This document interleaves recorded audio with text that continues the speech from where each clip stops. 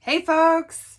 Yeah, usually when I start a video, I would start by saying, like, I hope everybody's awesome and really kicking it at life, but this is 2020. So I'm just going to say that I hope that you are upright and not rocking in a fetal position somewhere in a corner, because to be honest, I think as we approach the end of term 2342 of this year's unexpected homeschooling adventure, is a position that some of us have, possibly found ourselves in, maybe more than once.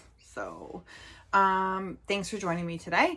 What I'm going to talk to you about today is what I am calling my 5D methodology for dealing with negative thoughts. Now, this is basically just a culmination of a bit of a process that I've used over the last decade of coaching, and I use it with myself as well to really start to become aware of how we deal with our negative thoughts, whether or not it's serving us, and whether or not that we want to change them. Now, I've called it a methodology because I think it makes me sound extra fancy and very smart. But really it's just because I'm a nerd and I like to organize things in ways that makes it easier for me to understand and to share with others. However, if you want to call me Dr. Burks moving forward, that's fine. I can buy the degree online later, leave the details with me. Anyway, couple of really quick notes before I dive into the first 4 of the 5Ds. I'm going to get to the 5th D in another video later this week. First thing I want to say is I am going to be talking today about becoming aware of, sitting with, and getting control over some of your thoughts and emotions. Now, if you are someone who has trauma present in your life, whether it's recent or long ago in the past, possibly even before you were born, so intergenerational trauma, that process of changing your thought patterns and getting control of things can be quite complex.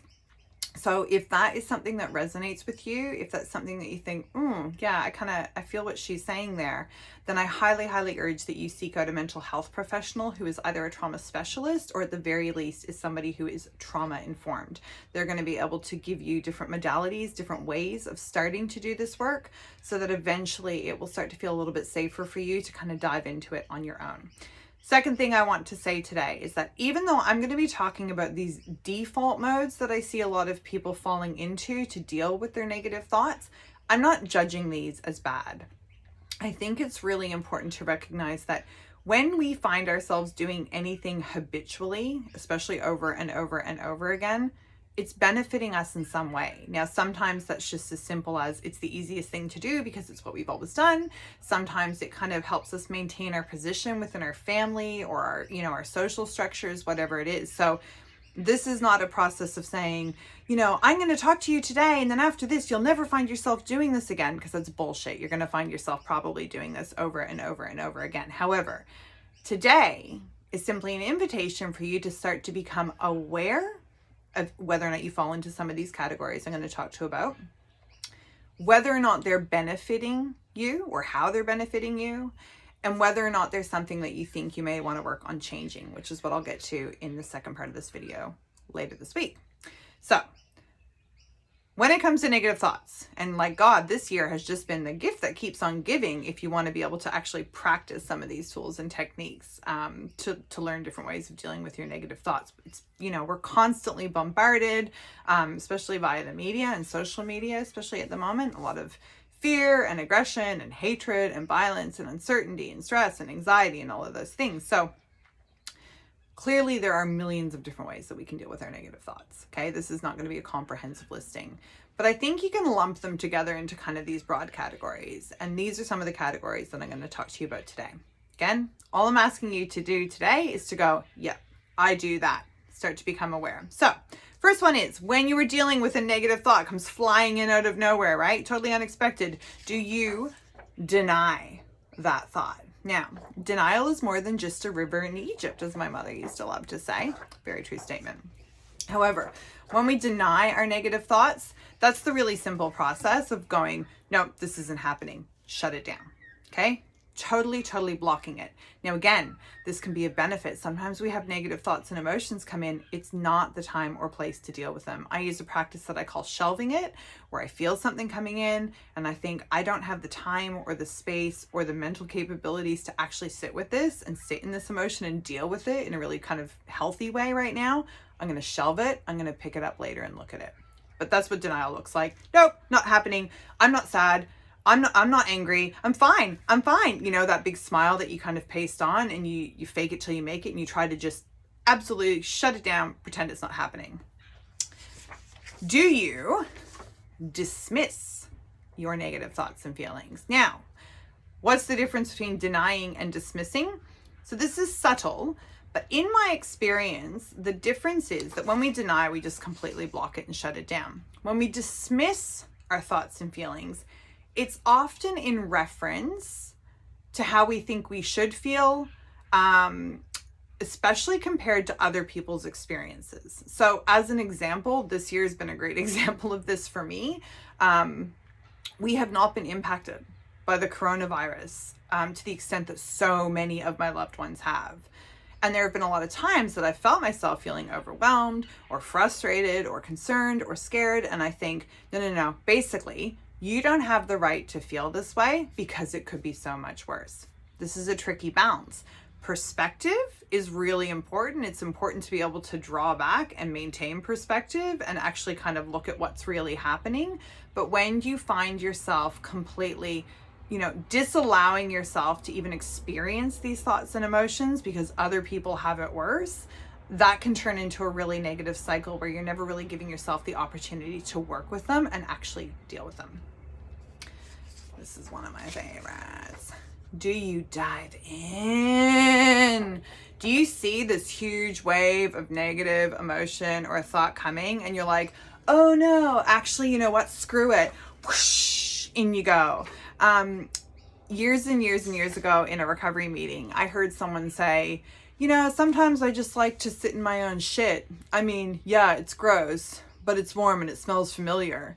And that has always stayed with me. So sometimes when it comes to these thought patterns, we allow ourselves, we kind of allow ourselves to indulge in them. And that's a really important distinction to be able to make, I think, whether you're choosing to kind of give into them. Again, that can be because it's habitual. It can be because it keeps you in victimhood. It can be because it gets you attention.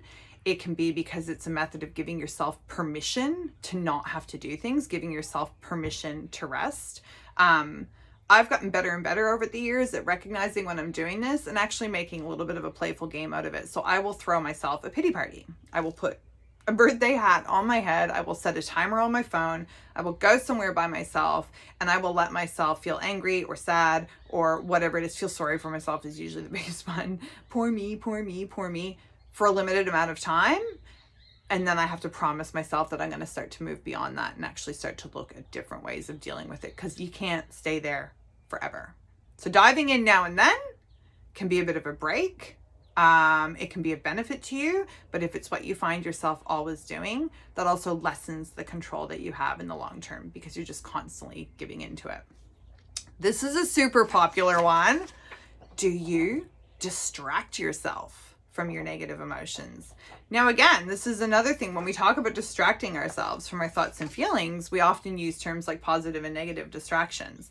And certainly there are, there's smoking, drinking, using drugs, scrolling through social media, various different addictions to various different things that we tend to think of as negative distractions. Then there's the healthier distractions. So things like exercise, even volunteering, spending more time with your family or too much time doing this, sleeping can be one that can be a really tricky balance to strike. And this is one of those times where you really have to kind of check in with yourself and work with your intuition to start to work out, are you distracting yourself in a healthy way? Because sometimes it's good to take a break. Sometimes it's good to step back and just get out of your thoughts, get out of your feelings for a little bit so that you can give yourself the space to start to actually work through them eventually. But if you find yourself constantly distracting yourself from any negative thought or emotion, then you're missing the opportunity to actually start to break it down and work with it and see why these negative thought patterns keep coming back and recurring over and over and over again. Okay. So those are the 4. There's some notes down in the caption. I would love to hear if any of those or all of them resonate for you. I know certainly all of them resonate for me in different kind of capacities. In the second part of this video that I'll post in a few days, I'm going to talk about what I do, which is the 50, to actually start to get to the core of these emotions. And that is I dismantle them. Okay. So keep an eye out for that video. I'll explain it obviously more in there. And dismantling, just to give you a bit of a heads up, can be a really uncomfortable process. It's not pleasant for anyone sometimes to take a really close look at some of these negative things in our lives.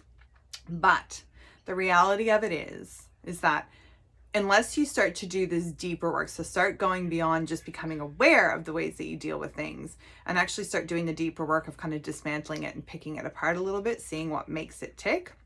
It's a bit like throwing Dactarin at that recurring athlete's foot that you've had for years. You know, it's going to give you some short-term relief, but until you deal with the root cause of it, it's going to just keep coming back. So I hope you guys get something out of this. Let me know in the comments below if or what resonated with you. If you have any questions, pop them below, send me a DM, happy to chat.